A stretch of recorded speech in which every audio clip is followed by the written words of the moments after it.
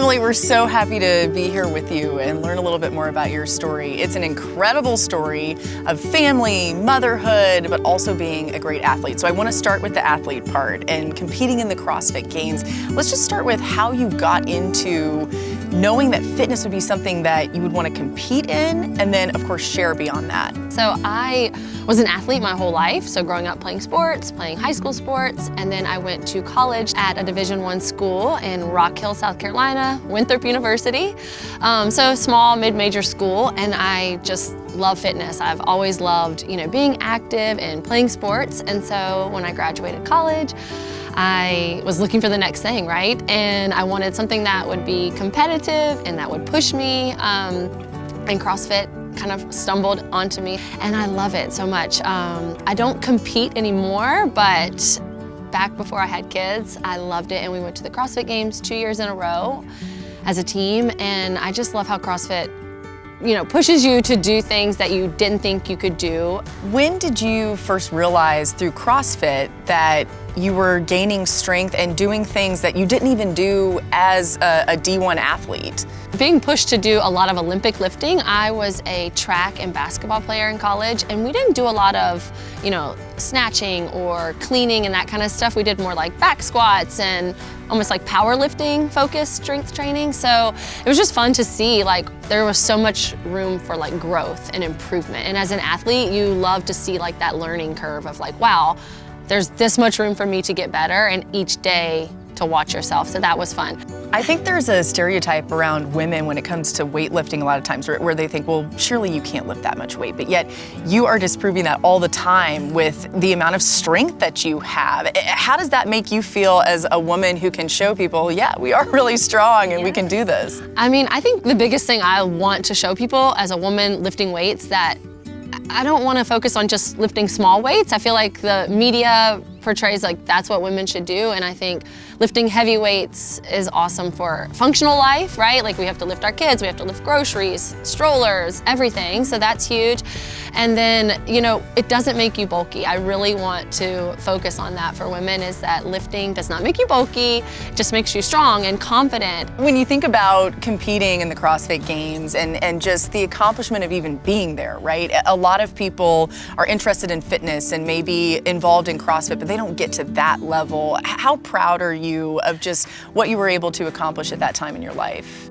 I think it's awesome that I got to do it with friends too. So I was on a team aspect, which I've always loved that part of athletics, is being with a team and doing it with others. So it was 3 women and 3 men on a team, and we were representing Charlotte, which is where I live, which I love, and then representing the US because we compete against the entire world. So that's really fun and exciting just to do that, and then to be with people that you love and you get to encourage each other and spend time together. It was an honor for sure. When you think about the transition from being a competitive person in fitness and even prior to that being an athlete, and then saying, you know what, I'm gonna invest wholly into being a mom, but also I still want to do my fitness work. How would you describe just what that transition was like for you and how you've been able to balance a lot of that early on? Yeah, the balance is tough, right? As a mom, I think most of us know, a parent, it's a juggling act, right? And I feel like one time somebody mentioned you have a lot of these balls that you're juggling, some are plastic, some are glass, you're gonna drop some, and it's just knowing which ones are plastic. So it's hard, but I really love showing my kids that movement and exercise is so important, and just to do it every day. So, they come along, they come to the gym with me, they do it here in the driveway, and it's not always perfect, it's not always like a 1 hour, your coach wrote out this program and you knock it out. Sometimes I'm chasing them or I'm having to redirect them or whatever, and I just think it's really cool to involve them in movement. So in my experience, Emily, when I was pregnant, I could not do that much. The entire time I felt sick, and a lot of times I just felt like I needed to rest. And you mentioned just knowing your body during that time, and yet I'm so inspired by the way that you were so active and so fit in your pregnancy. So how would you describe what it was like working out while carrying a child? 2 out of my 4, I had morning sickness too, and I would carry a toothbrush in my car because on the way to the gym sometimes I'd have to pull over, throw up, brush my teeth, and keep it moving. But I just always felt better afterwards. And I think a lot of people reach out, on social media and ask the same question, how do you stay motivated? I don't feel well.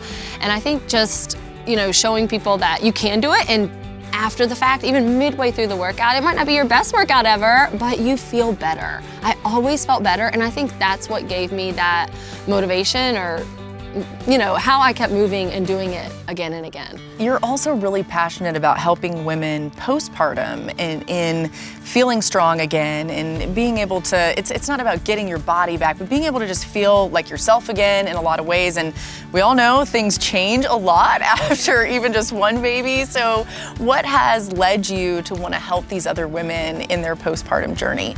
Getting so many women that follow me and asking that same question, and then now having 3 daughters, I just want to show that we can be confident at any stage, right? Like, we don't have to look a certain way or look away like we did before. Like, it's amazing, and we should be so confident that we were even able to have those children, right? And so all of the stretch marks and skin and whatever are like beauty marks of what we've gone through, right? And so I think my daughters really inspire me to keep being, that motivation and inspiration for women everywhere.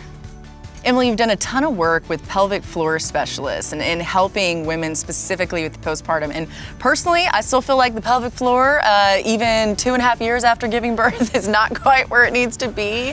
What has allowed you to get connected with them and then, of course, share that with so many women? So I feel like, we have these babies and the doctors just clear us and we're off to figure it out, right? It's scary. You're like, what do I mean, everyone cares about the baby, but what about me? I just went through this really intense experience, yeah. So I have, kind of connected with these local physical therapists that are focused on the pelvic floor, and they just are dropping so much knowledge, more than I've ever known. And I love that we're able to team up and we're going to address these topics, and we're putting information out there left and right, everything from C-sections to having regular births, and just everything in between that you can imagine. And so the people ask questions and we deliver all this information, and it's just free information that they can go back and look at and to really help and gain knowledge so that they feel equipped to take on and be, as powerful and confident as they were before. You mentioned your social media following, and it's such a great community of people. I feel like you've gathered together a lot of great women who love following your journey and love gaining advice from you and just generally seeing your life and sharing your life. How would you describe how social media has impacted your business and then just everything else that you do too? Big time. It is like a full-time job, which is awesome. I get to work with amazing brands. I get to share things that I'm passionate about, things that I love, and then things that I want to share with others so they're informed. We're doing a lot with a postpartum pelvic floor specialist, and I just don't think many women are aware of those things and know that. So I just love giving them information, right, and ways that they can help grow themselves. How do you think about raising your daughters in every single thing that you do on a daily basis? That is tough. So even my daughter right now, who is almost 4, she is in a class with some girlfriends and she loves them. And at 4, I've already noticed her wanting to be like them, right? Already, and mentioning those things at home. And it makes me teary-eyed sometimes because I'm like, no, you're gonna be you. Yeah, be you and love you. And she wants, as a biracial family, she has curly, kinky hair and she wants straight blonde hair, and that just, eats me alive because I want her to be so confident and proud. But yeah, so I don't know, I just keep telling her, like, love yourself. And I think the more and more we, express that and share that with her, I think she will. You make me cry too. Sorry. No, it is so hard, I think, because so much of the world says, as women, you need to be this, and it's comparing and all of that. And I just love to hear that you're so passionate about that with your girls. Yeah, because I think they definitely need to learn from us, right? That like, we are different, we're gonna celebrate that, celebrate the other girls in your class that are, beautiful in their own way. And we have to lead them and show them to be so proud of themselves and confident every day. Emily, thank you so much for sharing your heart and telling us everything about your life and how you inspire other women. It's absolutely incredible. Thank you for coming. I love it. Thank you so much.